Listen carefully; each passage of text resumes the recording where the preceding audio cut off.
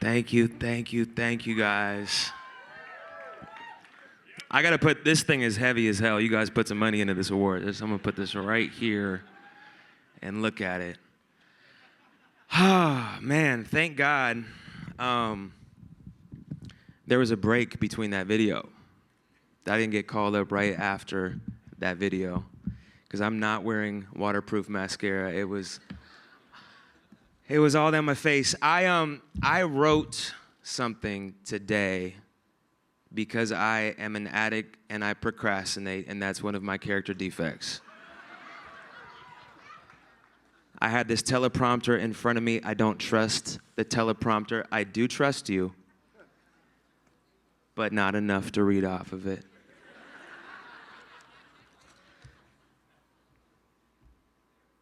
I first got clean in 2008. I went to a treatment center called The Orchard on Bowen Island in Canada. And that experience not only saved my life, it changed it forever. I was introduced to my disease, one that I had lived with ever since I took my first drink at the age of 14.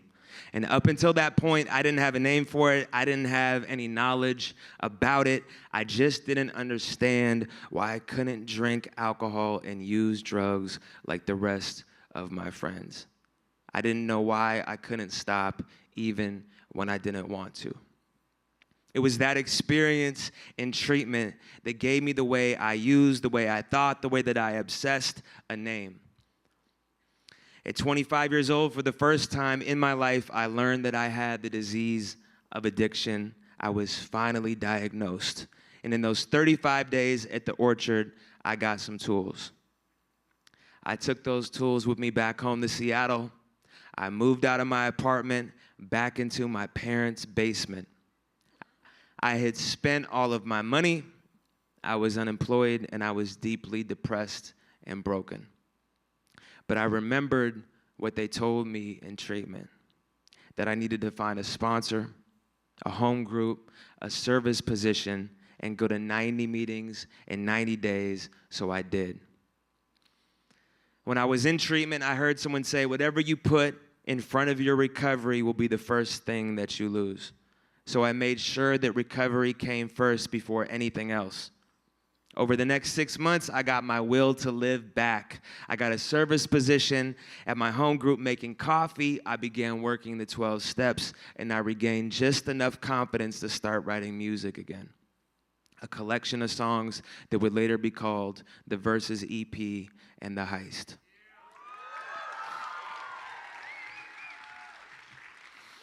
And I remember being conflicted about whether or not I should share about my diagnosis. I wasn't clear if I should address my newfound sobriety. Was I going to keep my disease of addiction behind the curtain and pretend that I didn't have it, or was I going to speak about it? Was I going to take this secret that I had been hiding my whole life and finally expose it, or keep it behind closed doors? I had been hiding my entire life. Hiding from my parents, hiding from my school, hiding from my girlfriend, hiding from responsibilities, hiding from my potential, hiding from myself, and I was tired of fucking hiding. I made the choice to write songs about addiction. I put myself out there, and I admitted that I had the disease that I was just learning about for the first time. If I couldn't be honest in my music with a couple hundred fans that I had at the time, I didn't feel like I was being true to myself. So I did. And what I found wasn't judgment. I found people coming up to me after shows, telling me their clean date, that they were in the program too, and recovery saved their lives just like it had saved mine.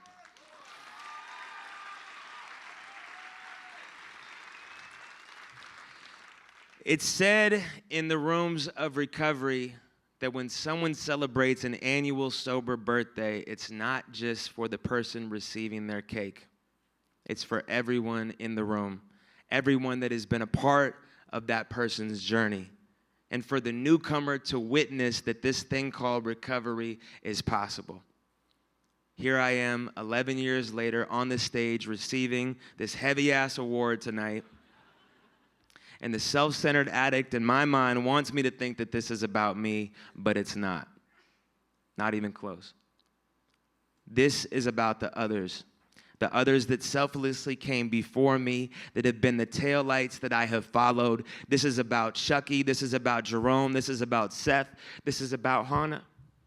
This is about Lorinda and Barb and Joanna. This is about the youth here from the recovery school in Seattle that traveled all the way to LA to be here tonight. This is about the other addicts and alcoholics in the audience. And most importantly, this is about the person in active addiction who is in enough pain that maybe something I say tonight will resonate and lead them to the rooms of recovery.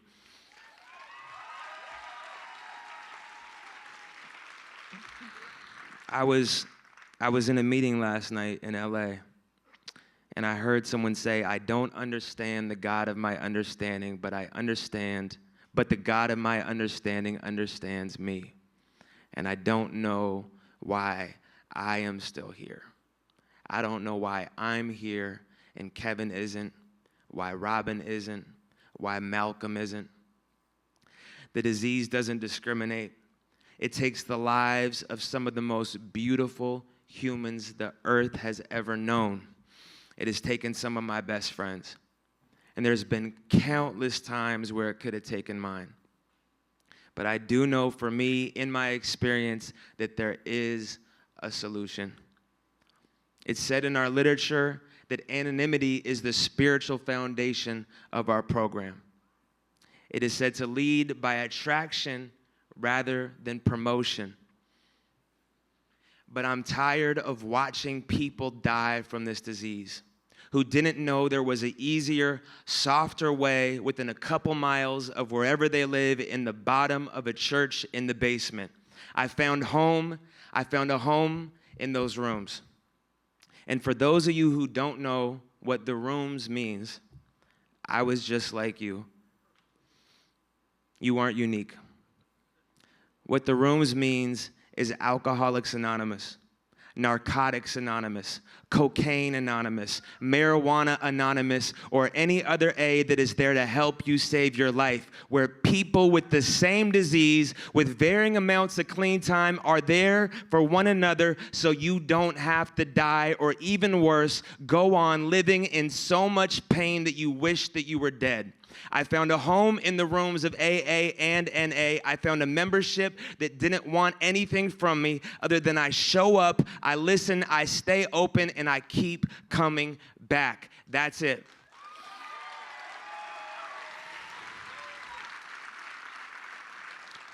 And once I get my job back, my apartment back, my car back, my girl back, my life back, I better get back in the rooms and give the gift that I received freely to somebody else. It is a genius program. That's the way that it works. And the miracle of working a 12-step program is the more that I help others, the freer I become. The easier life is to navigate. Fear starts to dissipate, and I realize that this is not about me. This is about the next suffering addict or alcoholic and helping the newcomer. But I cannot do that if I remain a secret. It was through the fellowship that I stopped feeling guilt and shame around my allergy. When we speak up and own our disease, it quiets the insanity. It gives someone else the courage to do the same. There's a ripple effect, and the stigma of addiction dissipates. We need to destigmatize it in order to make progress in fighting it.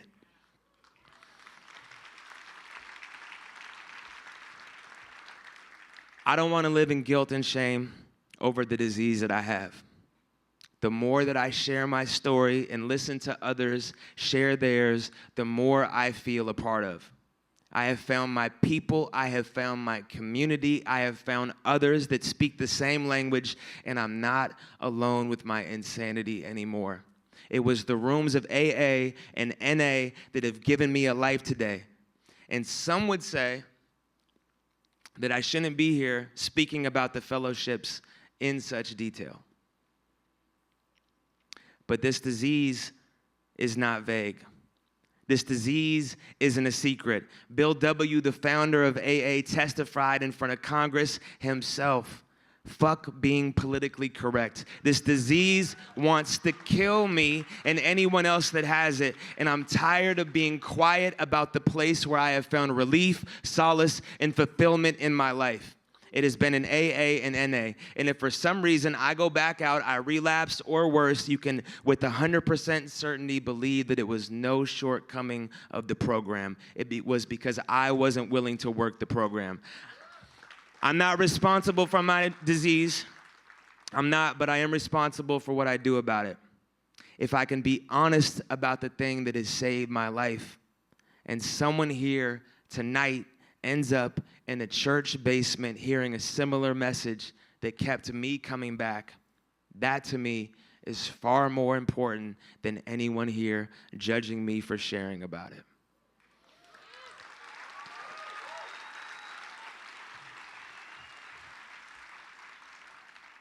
I refuse to live in hiding. I am as sick as my secrets, and I don't have the luxury of procrastination today.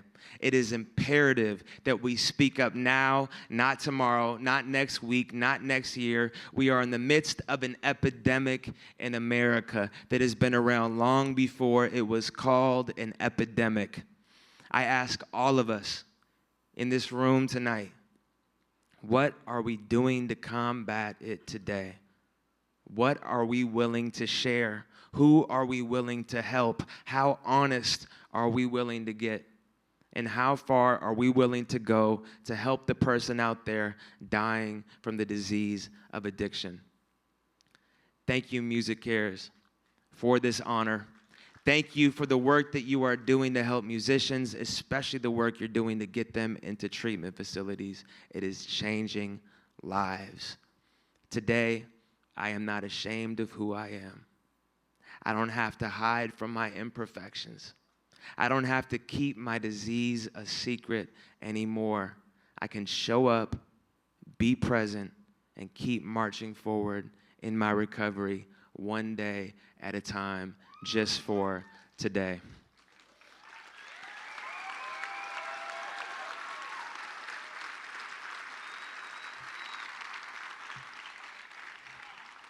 In closing, I would like to end with a serenity prayer for those who wish to join.